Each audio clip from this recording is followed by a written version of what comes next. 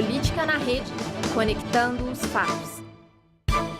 Agora são 6 horas e 45 minutos. Vamos para o panorama político, onde aqui toda a equipe do Política na Rede vai comentar sobre os assuntos da semana. Daqui a pouco eu tenho uma coisinha aqui para falar sobre Previdência mais uma vez, que é um assunto que eu pretendo apertar bastante nessa tecla. E eu tô aqui com Gabriela Pavlovski, que também já estamos no YouTube, que daqui a pouco estaremos no canal do Lab SG.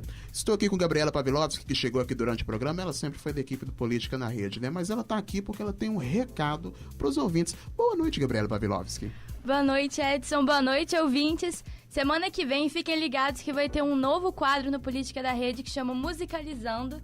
E a gente vai falar sobre músicas e o cenário político delas e o por trás dos microfones. Então, se eu fosse você, não perderia semana que vem no Política na Rede. Eu quero saber se vai ter música boa. Vai ter música boa? Vai ter música boa, vai ter música brasileira, vai ter música internacional, vai ser uma mistura de tudo que é bom. Então ótimo, vamos aguardar pro próximo programa, é isso? É isso. É isso. Ela não foi substituída pela Letícia Pequim, né, que ela tá aqui também, mas é mais uma nova integrante aí pro Política na Rede. Vamos pro nosso panorama, então, pro nosso panorama político. Primeiro eu tenho um comentário aqui inicial que eu gostaria de falar um pouco sobre a Previdência, né? No último programa, no último vídeo que foi colocado no YouTube, nós falamos sobre a Previdência dos militares, que tinha acabado de sair, mas nós não tínhamos atinado ainda sobre um detalhe muito importante sobre essa reforma dos militares. Ela propõe a economia líquida de cerca de 10 bilhões de reais em 10 anos. E, a princípio, 10 bilhões de reais enche os olhos da população, né? Poxa vida, 10 bilhões de reais. Porém, cuidado. Foi uma divulgação, mais uma vez, aí de programas do governo, mas a economia gerada por essa reformulação da Previdência dos militares. E ainda tem aí uma reestruturação de carreira que foi colocada aí no mesmo pacotão que foi enviado para o Congresso. Isso é insignificante diante de toda a mudança econômica que o país está precisando. Só para você ter uma ideia, a reforma da Previdência Geral com todos os trabalhadores tem aí uma previsão de uma economia em 10 anos de 1 trilhão de reais, isso envolvendo todos os trabalhadores. E agora, quando vem com os militares, colocaram aí essa possibilidade de reforma e o tanto que eles conseguem economizar com os militares é 10 bilhões de reais. Parece muito, mas diante de 1 trilhão, se você for pensar bem, 10 bilhões aí não significa tanta coisa assim. E nessa mesma tramitação, neste mesmo pacote de propostas que foi enviada para os militares, há privilégios também.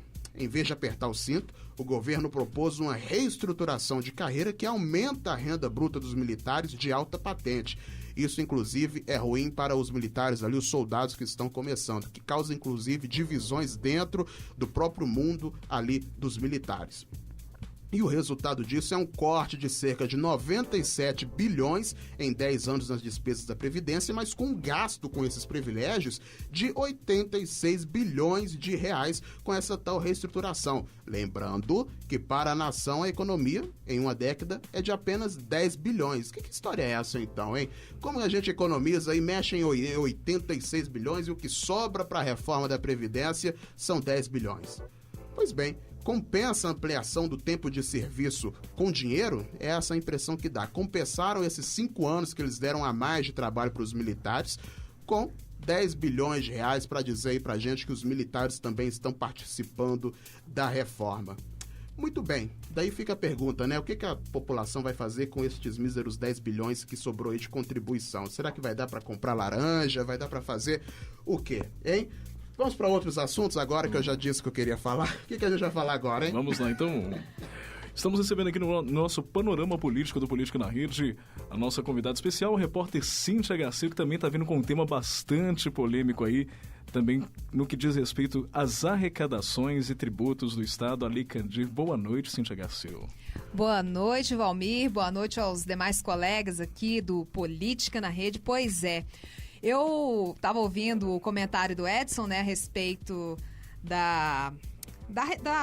do não comparecimento do ministro da Economia. A previsão de que ele vá à Comissão de Constituição e Justiça na próxima quarta, sim, discutir a questão da reforma da Previdência, mas também discutir, vai ser colocado em pauta o possível fim da Lei Candir. Para quem não sabe, a Lei Candir é uma lei que foi criada em 1996 para desonerar, ou seja, tirar o imposto sobre circulação de mercadorias, o ICMS, que é um imposto estadual que incide sobre os produtos de exportação, como minérios e grãos, por exemplo. Né? E nesse meio tempo, antes, porém, é bom salientar que os estados deixaram de arrecadar um montante de bilhões, né, com esses impostos, e a União ficou de repassar essa perda. No entanto, em 22 anos, a União deixou de repassar aos estados 637 bilhões de reais. Só o estado de Minas Gerais, segundo o relatório da comissão extraordinária, Minas Gerais deixou de receber 135 bilhões. Vejam vocês, meus queridos. Muito dinheiro. 135 bilhões. E desse montante, o Estado deve à União 87 bi. Tá? Ou seja, o Estado de Minas tem um crédito de 48 bilhões para com a União, e que, se for discutida mesmo esse fim da Lei Candir, o Estado de Minas Gerais vai receber um bom dinheiro e, quem sabe, resolver esse problema de obras, de infraestrutura. De crise fiscal, né? Com Sim, certeza. a crise fiscal, com certeza. O pagamento dos servidores em dia.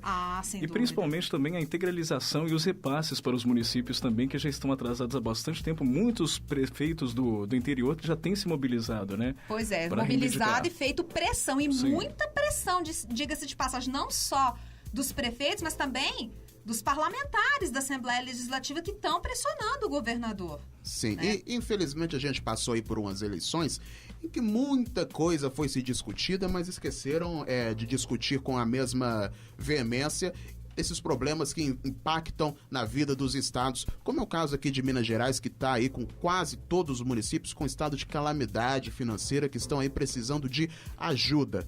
Discutiu-se muito nas eleições aí, até depois das eleições, discutimos coisas aí que nem sequer existiam, mas estavam na boca do povo o tempo inteiro. E agora aí nós estamos percebendo as consequências disso. Discutimos e no final não discutimos nada. Estamos no mesmo lugar com os mesmos problemas e olhando para o alto e vendo se o governador vai conseguir resolver esse problemão. Aí vem mais agora essa lei aí. Enfim, né? Vamos ver o que o Estado reserva para o nosso futuro. Ô Edson, tem uma coisa também que é bom salientar, que a Lei Candir é uma lei federal, tá? Veio de 1996, incidiu em cima dos estados. E outra coisa, é bom salientar que tem essa discussão sobre o possível fim da lei, mas ontem, em reunião na Assembleia Legislativa, os cafeicultores do estado estão com medo dessa possível revogação da lei. Por quê? Desonerando produtos de facilita para os produtores de café, para outros produtos primários, o minério e tudo mais. E ontem, né, a Comissão de Agropecuária e Agroindústria da Assembleia aprovou o requerimento de autoria do deputado Mauro Tramonte, também jornalista, né? Falamos dele hoje aqui. Pois é. Segundo ele, o objetivo é debater os argumentos dos produtores de café, que os produtores estão com medo dessa revogação do ICMS que é prevista na Lei Candir. E o Tramonte acredita, o parlamentar acredita, que o temor os cafeicultores têm que ser ouvidos porque eles estão com medo justamente dos critérios de aplicação dos impostos da exportação. Né? E propõe que os cafeicultores sejam ouvidos. No entanto, a audiência pública ela ainda não tem data para acontecer. Sim, é mais um problema aí do nosso estado. É um dinheiro que está aí, que o governo poderia estar tomando partido disso, poderia estar correndo atrás. Comentamos no último programa também uma coisa, não é tão parecida assim, mas também é dinheiro que está no vento aí, que o governo ainda não aproveitou, que é aí um processo contra uma grande empresa aí da Inglaterra, que tem aí ações, que é sócia da Vale e que está sendo processado há um tempo aí sobre o rompimento da barragem Mariana, mas que até hoje o governo não entrou no meio dessa briga para tentar pedir o que é seu de volta, para tentar recuperar um dinheiro que foi perdido, porque além de vidas que se perdem, são empresas que se fecham, são municípios, cidades inteiras que ficam ali com pessoas desempregadas, e é claro que os municípios, o Estado sente o peso disso além das mortes. Uma verdadeira queda de braço, né? É uma queda de braço, é um governo aí batendo cabeça na parede, que não se acerta nada e que fica aí até hoje. Parece que estamos num governo de transição. Já pararam para pensar nisso? Até hoje, que estamos aí 3 meses depois da posse dos governadores, da posse do presidente, a impressão que se tem é que ainda estamos num governo de transição, que as coisas ainda não estão bem resolvidas. Mas algum comentário, Valmir? Teoricamente, nós podemos dizer que já estamos caminhando para os 100 primeiros dias, tanto do governo federal quanto do governo estadual, e ainda não tivemos significativas respostas para os anseios da comunidade, principalmente dos eleitores que depositaram seu voto de confiança nas últimas eleições em outubro de 2018. Sim, eu vou pegando o gancho aqui, porque a gente já está quase próximos de encerrar, agora Exatamente. São 6 horas e 56 minutos. Eu não poderia deixar de comentar sobre o Michel Temer, que foi preso e solto em 4 dias, né? Esse país é uma maravilha, é uma coisa maravilhosa. Parece que as coisas aqui acontecem, porque hoje é dia do circo, eu comentei no início, né? O Brasil às vezes tem essa impressão assim, que a gente está num grande circo e que o Michel Temer é o grande vampirão da história, né? Então, inclusive, cuidado, saiam na rua aí com seu colar de alho.